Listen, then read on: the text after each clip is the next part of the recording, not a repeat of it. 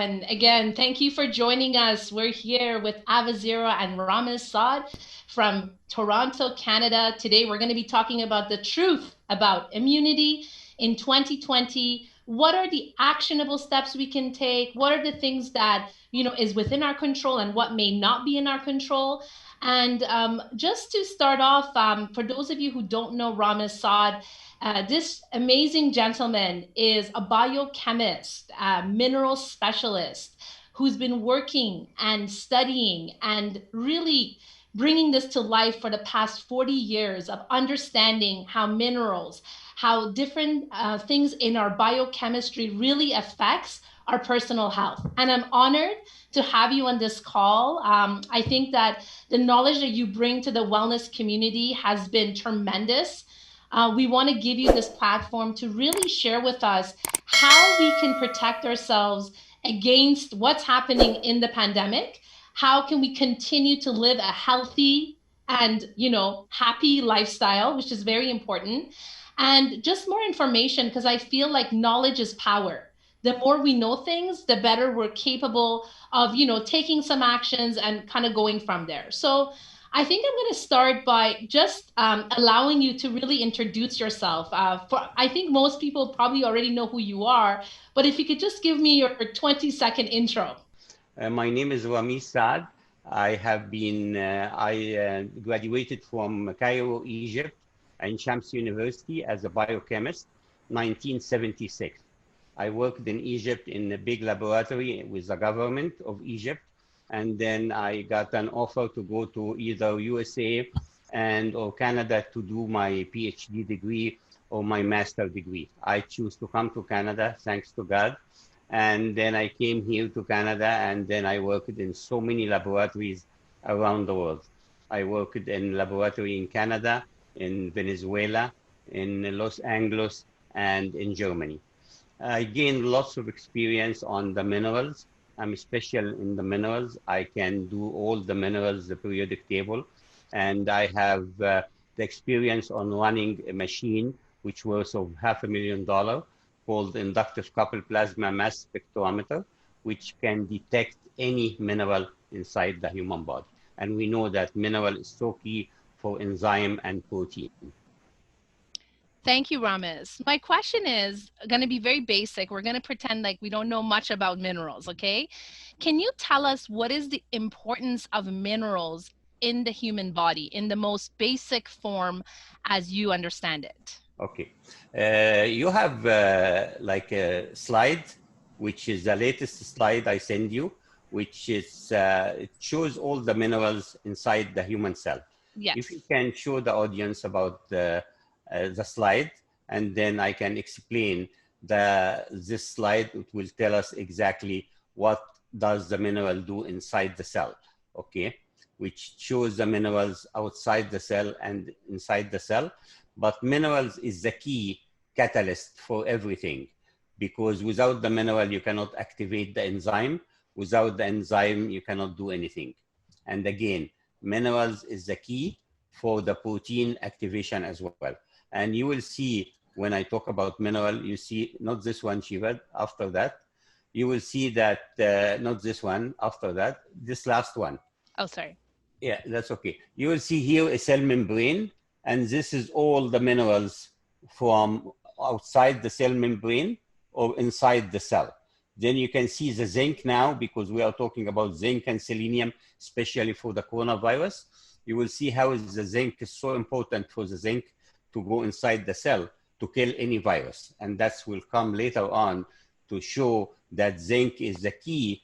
For example, for like, I hope that nobody will get the virus inside the cell, but if it gets inside the cell, that's why they give chloroquine and zinc. Okay, I'm going to stop you, Ramiz, for 1 second. Let's take it a step back, right? Sure. When I'm looking at this diagram as someone who doesn't understand cells or what's going on, can you break it down to me? Is what you're saying is that the different minerals are being, they're going into our cells? Yeah, see all the ones in red, this is Okay. toxins. These ones. Toxins. Okay. The one in red. Yes. Aluminum, cadmium, lead, all this is toxins. you don't want to have toxins. And can you tell us what are some of the things that we could be exposed to that are toxins that we can kind of eliminate? What does that mean for me as a regular person living my regular life? Smoking and secondhand smoking, because this will increase your cadmium. Okay. Eating anything in aluminum pots, that will increase your aluminum. Eating some rice which has arsenic, that will deplete your magnesium. Then all this toxin mineral affect your very important mineral, because every toxins interfere with another good mineral. Like I always say, lead interfere with calcium, and we need calcium for our bone. And again, we know that, cadmium interfere with zinc, and we need zinc, as you know, for coronavirus. Then you want to eliminate all the toxins from the body. Okay.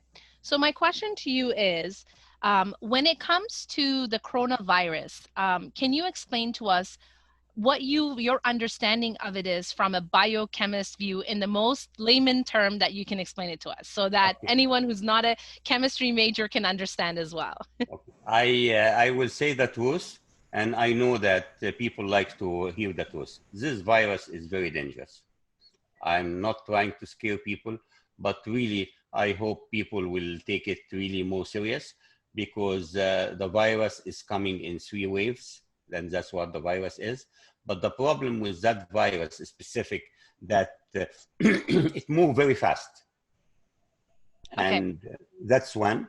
The second thing, the sticking power of the virus is 10 times of the sticking power of any other virus. Then it can stick on the object more than anything else.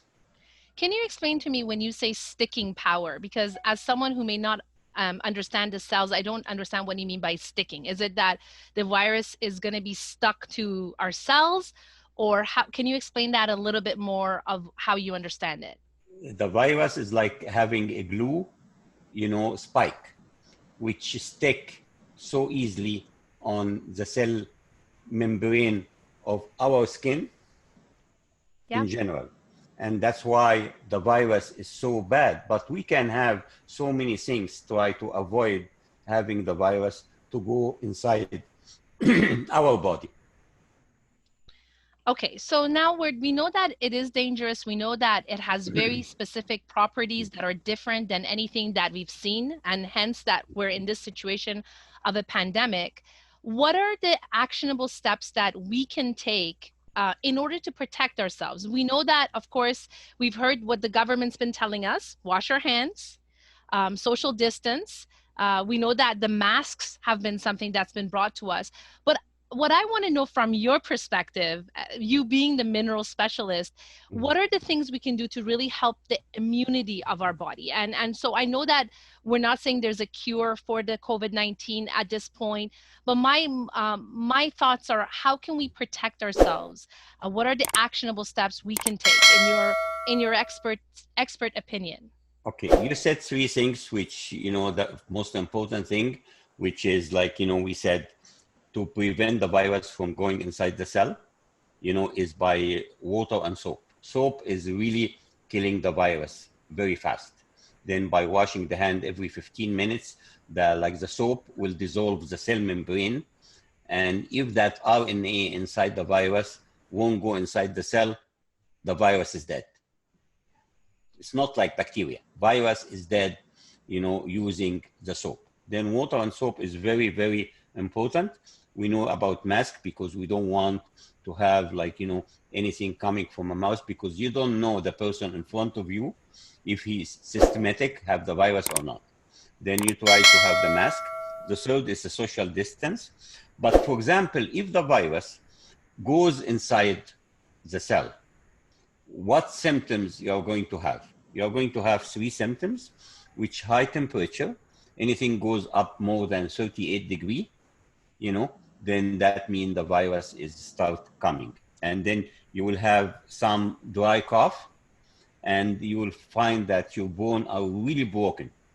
Then if you have these things, like you have to really, isolate yourself for 14 days, But if you have more dangerous symptoms, like, you cannot breathe, or like, you have lots of chest pain, or cannot talk, then this is very serious. You have to talk to the hospital.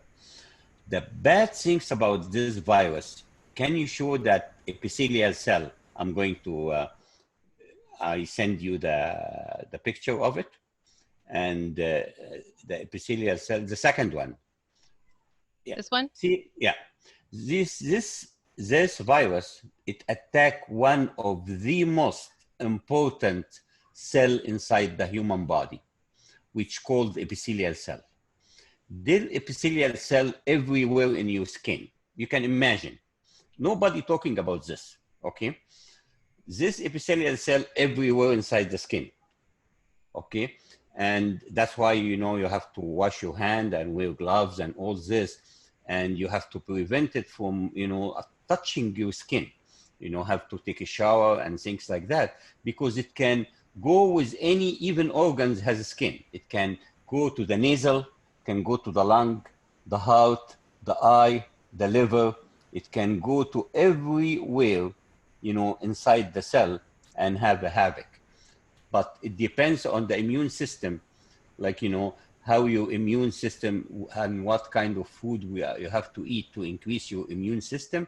That will come later on. But this virus, who made it? Or who is it? Was it leaked? Or was it leaked from laboratory by mistake? Or somebody made it to get somebody else?